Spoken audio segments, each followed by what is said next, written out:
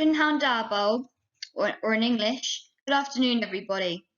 I'm Theo and I've chosen to speak about Welsh folk music as each time Wales play rugby and my relatives launch into the national anthem, they remind me that Wales is the land of song.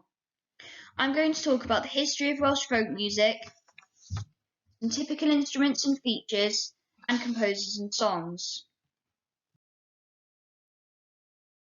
So, some noteworthy dates.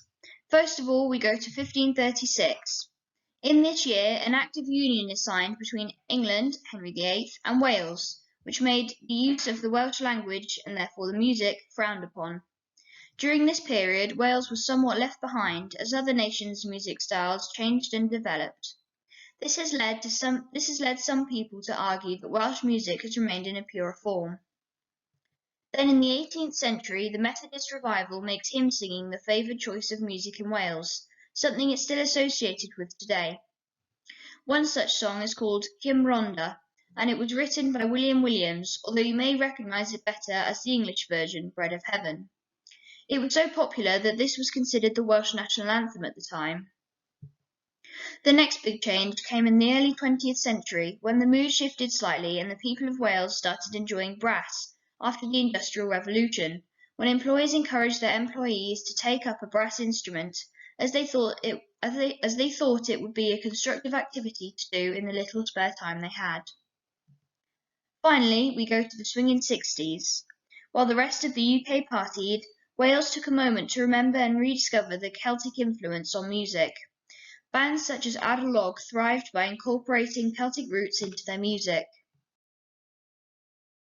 Famous composers and songs. I've chosen 4 of the best-known folk songs. First up, we have Sosban Fach, translating to Little Saucepan.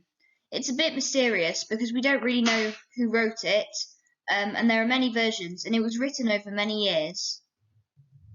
Next, we have the Welsh national anthem, Hen Wlad Fy which was composed by Evan and James and not performed in sports matches until 1905, almost half a century later after it was composed. The next is one of my favourite Welsh love songs, Ar Lan y Môr, which translates as On the Banks of the Mow, and no one knows who it was written by, but there are lots of different versions, like lots of Welsh folk songs. Finally, we have Ar Hyd y Nos, which means all through the night. This one, like many other traditional Welsh songs, is a love song and is about the beauty of the moonlight and the stars. It was written by John Cerog Hughes.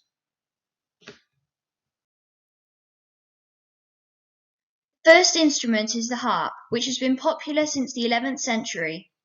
As well as the regular harp, another type was played, namely the triple harp.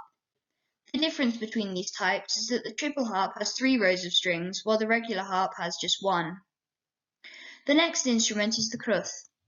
This is a lyre-type instrument, although it shares similarities with the violin. The main such similarity is that both require a bow for you to play it. Unlike many other instruments, the crwth has a very limited range, just 1 octave. To play the crwth, you rub the bow on all of the strings simultaneously to create a sort of droning sound. Last but not least is the pigborn. The popularity of this instrument lies mostly with shepherds, as it was a very useful instrument for simply passing the time away. It strongly resembles the modern recorder, as it had 6 holes down the side which are covered with your fingers to produce different notes. Thank you for listening, and I hope you found it informative.